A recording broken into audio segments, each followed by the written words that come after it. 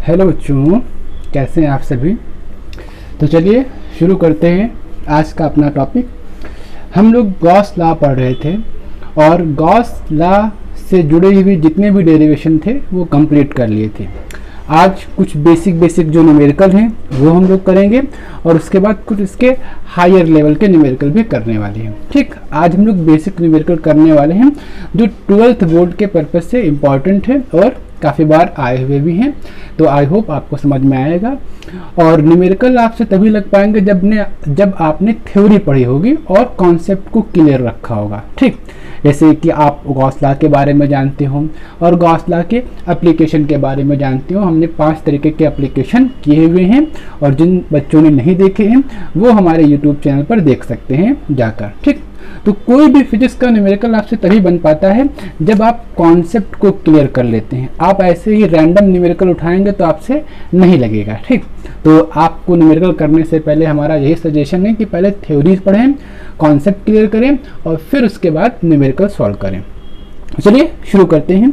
कुछ न्यूमेरिकल्स जो हमने पहले ही लिखे हुए हैं और इन्हीं को सॉल्व करके आपको दिखाते हैं और बताते हैं कि कैसे इसका सॉल्यूशन होगा। तो पहला न्यूमेरिकल, ठीक, यहाँ पर दे रखा है हमारे पास ये कोई एक गॉसियन सरफेस दे रखा है जो ग्रीन कलर से हमने दिखाया है। ये क्लोज गॉसियन सरफेस है और इस सरफेस के अंदर कुछ चार्जेस रखे हुए हैं। जैसे एक +5 कूलम का चार्ज रखा है, -3 कूलम का चार्ज रखा है और +4 कूलम का चार्ज रखा हुआ है। और आपसे न्यूमेरिकल में कह रहा है कि कैलकुलेट द फ्लक्स, आपको फ्लक्स फाइंड करना है। तो फ्लक्स आप जानते हैं कैसे फाइंड होगा। तो क्लोज सरफेस है और क्लोज सरफेस के अंदर क्या रखे हुए हैं, चार्ज रखे हुए हैं।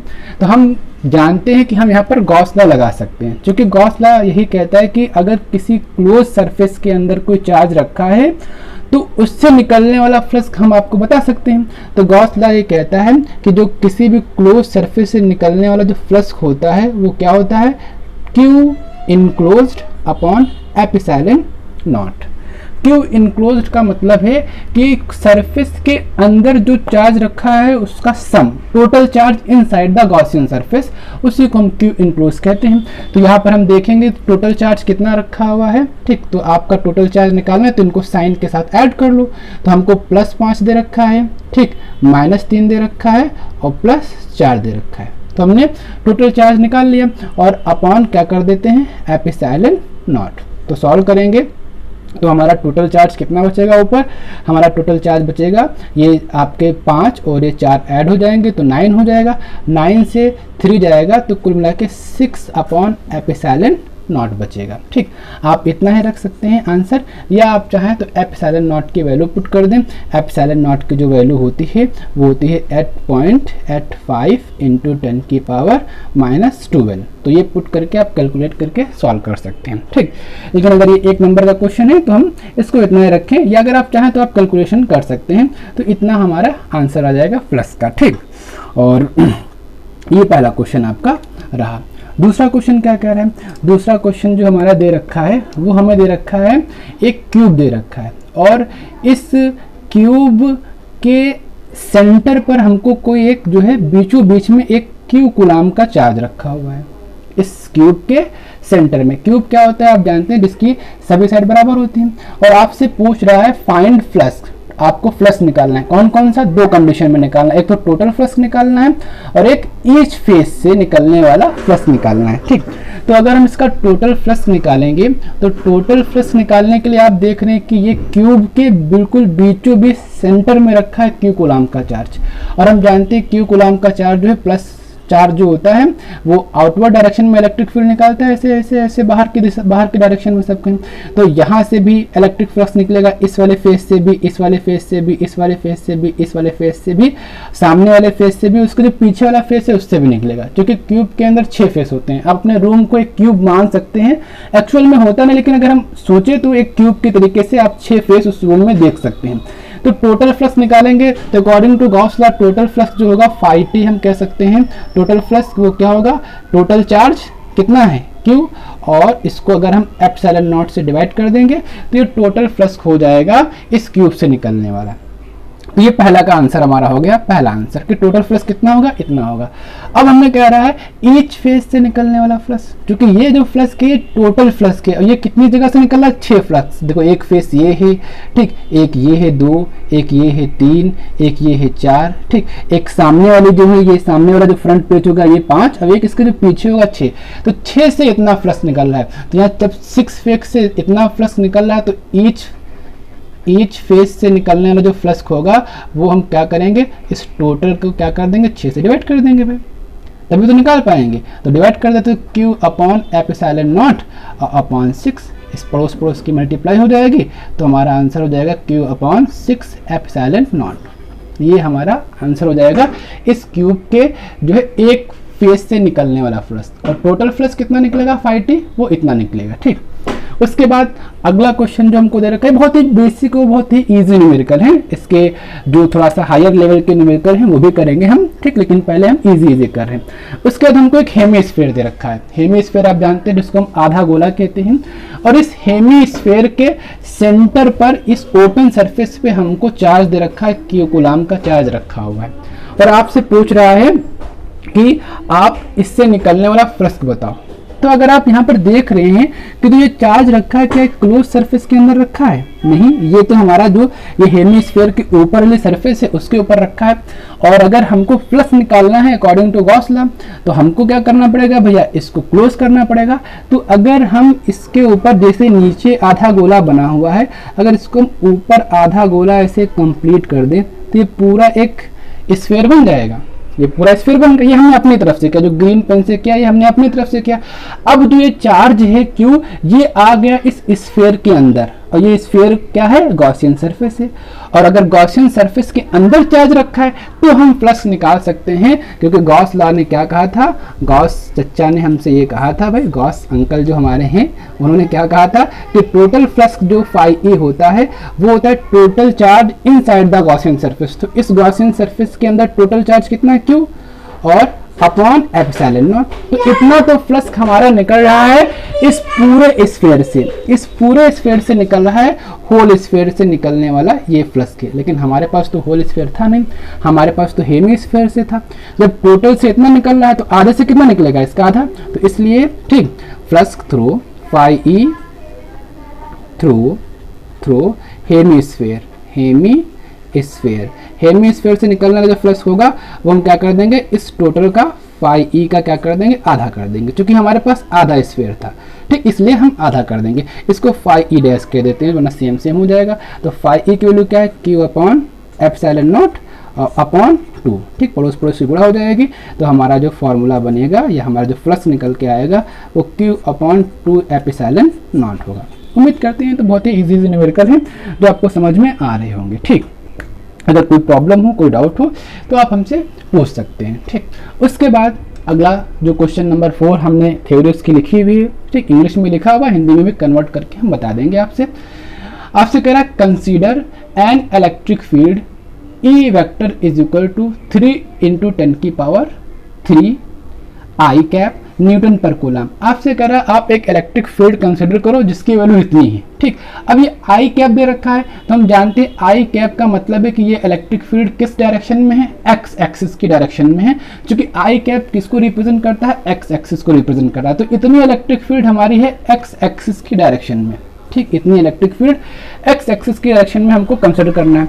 फिर कह रहा है what is the flux through the square, ठीक, हमको फ्लक्स निकालना है एक स्क्वायर के थ्रू जिसकी हमको साइड दे रखी है 10 सेंटीमीटर, ठीक। If the normal of its plane, इस स्क्वायर का नॉर्मल कह रहा है कि 60 डिग्री का एंगल बनाता हो किससे, एक्स एक्सिस से। चलो इसको हम थोड़ा सा बना के दिखाने की कोशिश करते हैं कि ये हमारे पास क्या है, ये मान लेते हैं कि हमारे पास एक्स एक्सिस है, ठीक, ये एक्स एक्सिस है, और इसी एक्सिस की डायरेक्शन में हमको इलेक्ट्रिक फील्ड दे रखी है जो कि आई कैप है, इसलिए हम ये पहचान गए कि ये जो इलेक्ट्रिक फील्ड की डायरेक्शन कैसा है वो एक्स एक्सिस की तरफ होती है। अगर जे कैप होता तो इसका मतलब इलेक्ट्रिक फील्ड वाई डायरेक्शन में थी, अगर के कैप होता तो इसका मतलब है इलेक्ट्रिक फील्ड जे डायरेक्शन में होती है। तो हमको इलेक्ट्रिक फील्ड दे रखी है कितनी, हमको इलेक्ट्रिक फील्ड ई की वैल्यू दे रखी है 3 × 10⁻³ आई कैप न्यूटन पर कूलम। अब कह रहा है एक आपके पास स्क्वायर है, ठीक, स्क्वायर जिसकी साइड कितनी है 10 सेंटीमीटर है, और इस स्क्वायर का जो नॉर्मल है वो क्या कर रहा है, नॉर्मल का मतलब एरिया वेक्टर कितना बना रहा है 60 डिग्री का एंगल बना रहा है विद जो है एक्स एक्सिस से।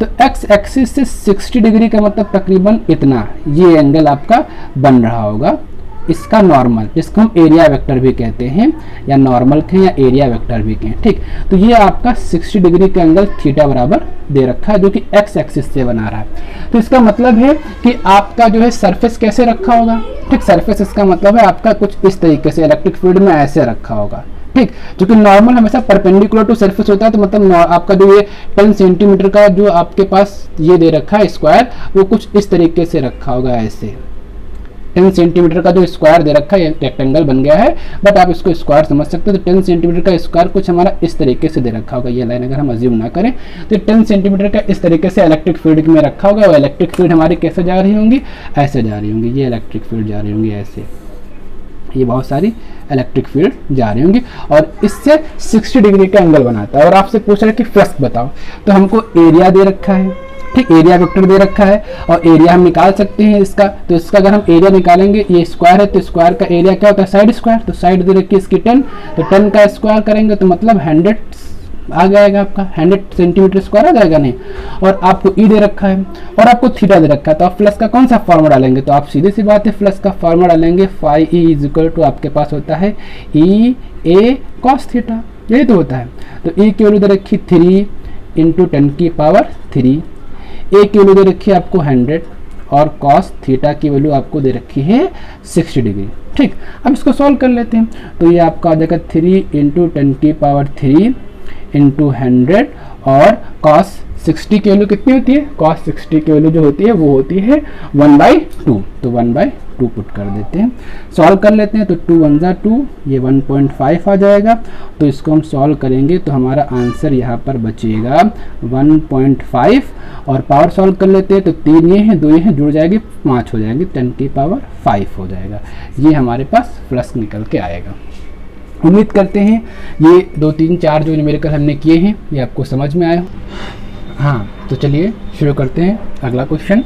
तो अगला 5th नंबर जो क्वेश्चन हमारा है वो कुछ इस तरीके से कह रहा है, S1 and S2 are 2 concentric sales, ठीक, S1 और S2 दो संकेंद्रीय सेल्स हैं, enclosing charge Q and 2Q, जिनके अंदर Q और 2Q चार्ज रिस्पेक्टिवली रखे गए हैं, ठीक। और आपको जैसा कि फिगर में दिखाया जा रहा है, आपसे पूछ रहा है कि S1 से निकलने वाला फ्लक्स और S2 से निकलने वाला जो फ्लक्स है उसका रेशियो बताना है।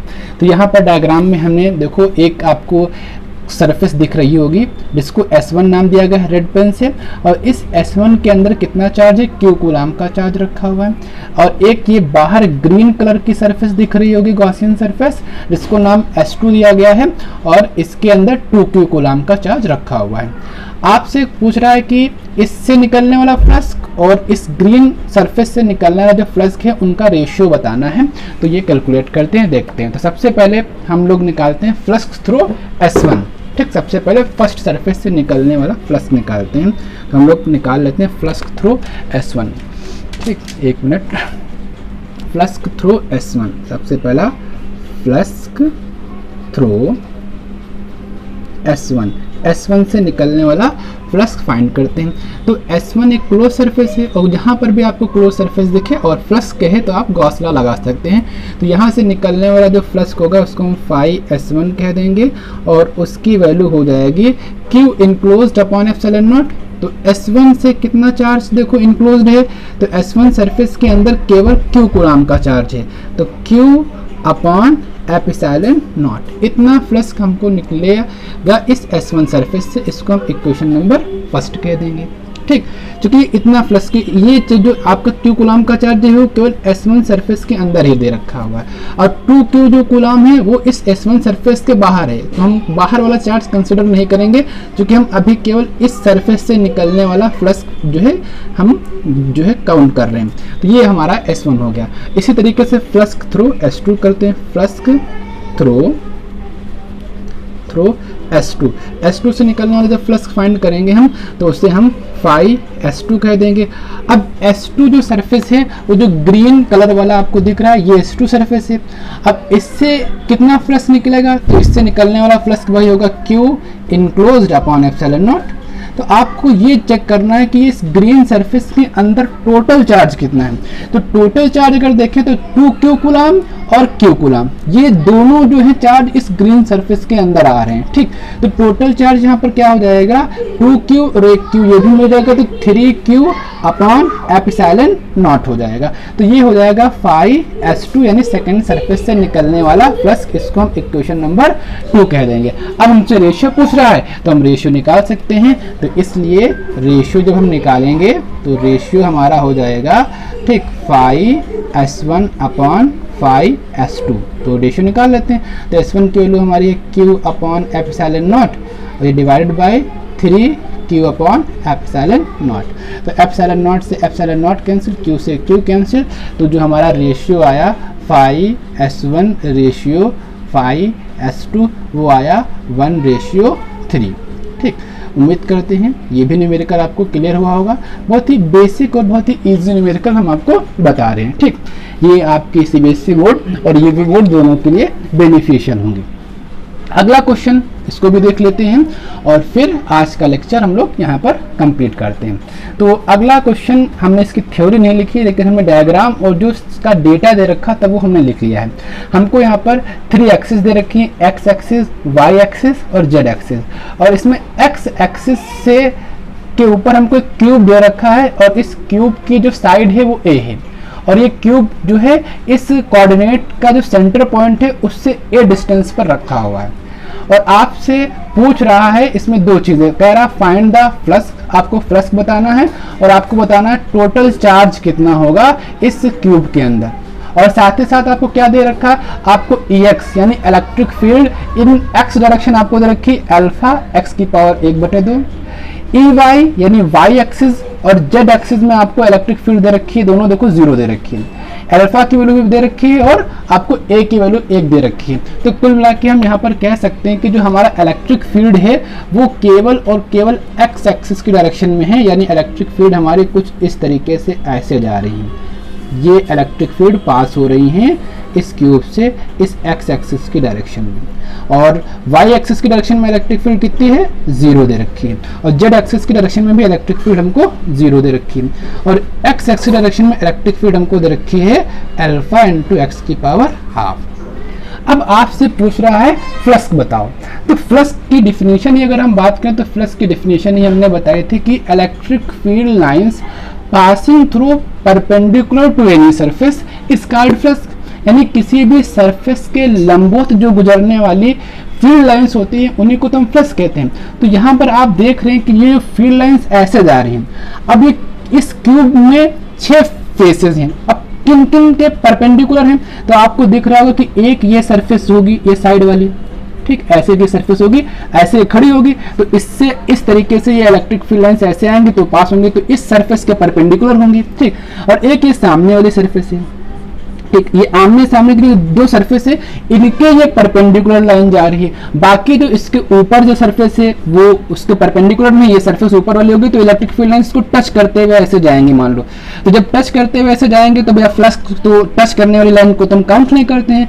फ्लक्स का मतलब ही होता है कि जो परपेंडिकुलर पास कर रही हूँ किसी सरफेस से, तो यानी ऊपर वाली सरफेस जो होगी यहाँ पर फ्लक्स जो हमारा होगा वो फाई ई हम कह सकते हैं 0 होगा।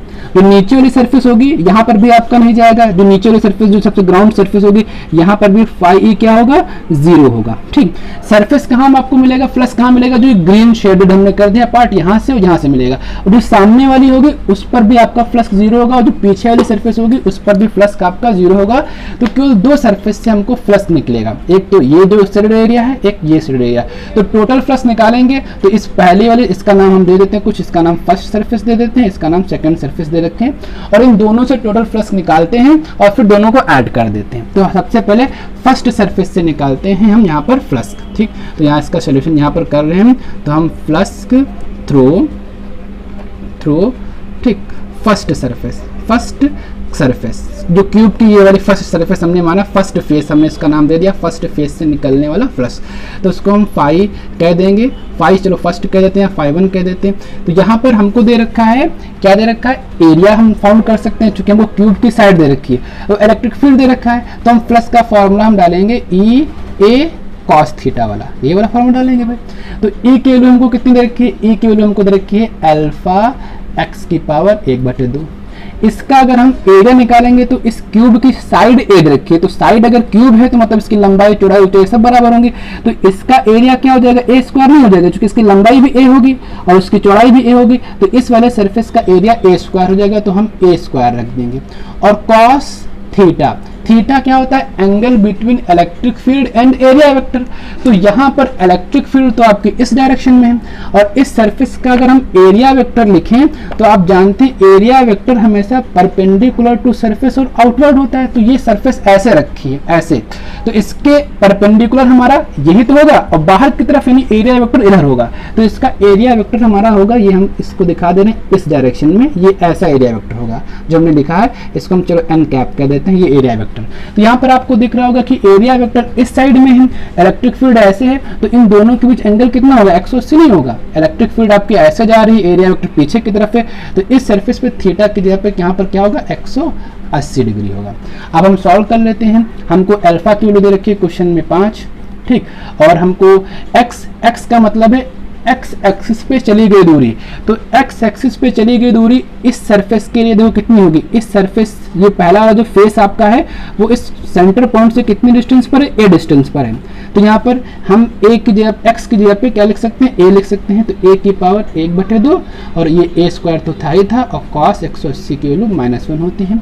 हल कर लेंगे तो फाई बेस बराबर है, पावर जुड़ जाएगी, तो ए की पावर 1/2 में हम 2 ऐड करेंगे, तो यहाँ पर आप ऐड कर सकते हैं 1/2 + 2, 1 मानेंगे, क्रॉस मल्टीप्लाई करेंगे तो 2 × 1 = 2, 2 × 4 यानी 5/2 आ जाएगा, यानी ए की पावर 5/2, और ये -1 बाहर निकाल लेंगे, ये 5/1 निकलेगा, पहली सरफेस से निकलने वाला फ्लक्स इतना निकला। अब दूसरा फ्लक्स कहाँ मिल रहा है, इस वाली शेडेड रीजन में मिल रहा है, तो इसको भी फाइंड कर लेते हैं, तो इसको हम φ2 कह देते हैं, तो φ2 बराबर फॉर्मूला ई ए कॉस थीटा हो जाएगा। तो ई की वैल्यू तो हमको दे रखी है कितना, अल्फा × एक्स की पावर 1/2, ए एरिया इसका भी होगा, क्यों, इसका एरिया भी हमारा क्या होगा, ए स्क्वायर ही होगा, और यहाँ पर थीटा की बात करते हैं, तो इलेक्ट्रिक फील्ड हमारी कैसी, इस डायरेक्शन में, और ये हमारा सरफेस ऐसे रखा है, तो इस सरफेस के परपेंडिकुलर बाहर की तरफ एरिया वेक्टर होगा, तो इसका एरिया वेक्टर भी हम अगर लगाएं तो हमारा एरिया वेक्टर कुछ इस डायरेक्शन में, जिधर इलेक्ट्रिक फील्ड है उसी डायरेक्शन में एरिया वेक्टर भी होगा। तो यहाँ पर हम देख रहे हैं इलेक्ट्रिक फील्ड और एरिया वेक्टर सेम डायरेक्शन में, मतलब एंगल यहाँ पर कितना होगा, कॉस थीटा की जगह पे 0 डिग्री होगा। अब इसको सॉल्व कर लेते हैं, अल्फा की वैल्यू 5 है, एक्स की वैल्यू इस बार कितनी होगी, तो ये वाली जो सेकंड सरफेस है ये बताओ मूल बिंदु से कितनी दूरी पर है, तो ए दूरी पर तो पहले वाली सरफेस है, और फिर ए दूरी हम और चले तब सेकंड सरफेस मिलेगी ना, तो सेकंड वाली सरफेस की जो डिस्टेंस है वो 2a है, तो यहाँ पर हम एक्स की जगह पर रखेंगे 2a की पावर 1/2, और ये ए स्क्वायर हो जाएगा, और cos 0 की वैल्यू 1 होती है। तो हल कर लेंगे तो ये 5, 2 की पावर 1/2 का मतलब √2 हो जाएगा, a की पावर 1/2, और ये a स्क्वायर तो जुड़ जाएगा, तो वैसे ही ऊपर वाली कैलकुलेशन हो जाएगी, a की पावर 5/2, और ये 1 की मल्टीप्लाई करेंगे तो कुछ नहीं, लेकिन ऐसे लिखते हैं तो ये 5/2 हो जाएगा। तो ये हमारा दूसरी सरफेस से निकलने वाला फ्लक्स निकलेगा। अब हमको निकालना है टोटल फ्लक्स निकालेंगे, दोनों को ऐड कर देंगे, तो टोटल निकालेंगे हम अगर, तो हम φt टोटल कर देंगे, तो φ1 + φ2 कर देंगे, φ1 + φ2। तो φ1 की वैल्यू कितनी दे रखी है, हमको φ1 की वैल्यू -5, a की पावर 5/2, और प्लस φ2 की वैल्यू कितनी रखी है, 5 √2 a की पावर 5/2। सॉल्व कर लेते हैं, तो φt = कुछ कॉमन मिल रहा है, हमको 5 कॉमन मिल रहा है, a की पावर 5/2 कॉमन मिल रहा है, ये कॉमन ले लिया, तो बचा क्या, तो यहाँ से 5 चला गया, यहाँ से 5 चला गया, a की पावर 5/2 चला गया, तो -1 बचेगा, और प्लस यहाँ पर √2 बचेगा। a की वैल्यू भी क्वेश्चन में कह रहा था 1 है, तो अब 1 डालेंगे, तो φt = 5, और a की पावर 5/2 होगा तो 5 ही रहेगा, और ये बचेगा √2 - 1। ठीक, ये टोटल फ्लक्स हमारा आएगा। आई होप ये आपको न्यूमेरिकल समझ में आया है, और अगर समझ में आया है तो प्लीज़ लाइक और सब्सक्राइब करिए, और जो है शेयर करते रहें, ठीक, ताकि लोगों की हेल्प हो सके। हाँ, इसका दूसरा पार्ट भी बाकी रह गया था, चलिए वो भी कर लेते हैं, ठीक, उसको भी कंप्लीट कर लेते हैं। हमसे कह रहा है दूसरा पर टोटल चार्ज बताना है, तो टोटल चार्ज निकालना है। तो टोटल चार्ज निकालने के लिए चलो हम इतने से ही पार्ट में कर दे रहे हैं, ठीक। टोटल चार्ज कैसे निकालेंगे, तो हम जानते हैं phi t is equal to होता है q enclosed upon epsilon naught, यही तो होता है, ठीक। तो q इनक्लोज्ड अगर निकालेंगे तो q enclosed is equal to phi t into epsilon naught. अब phi t की वैल्यू आपको दे रखी है, ये आपने निकाली है, ठीक। और एप्सिलॉन नॉट की वैल्यू आप जानते हैं 8.85 इंटू 10⁻12 होता है, ये आप डाल देंगे तो इस क्यूब से कितना फ्लक्स निकल रहा है वो फाइंड कर सकते हैं, ठीक। तो ये आप जो है अपने आप करिए, ठीक। उम्मीद करते हैं आप ये कैलकुलेट कर लेंगे, ठीक। धन्यवाद।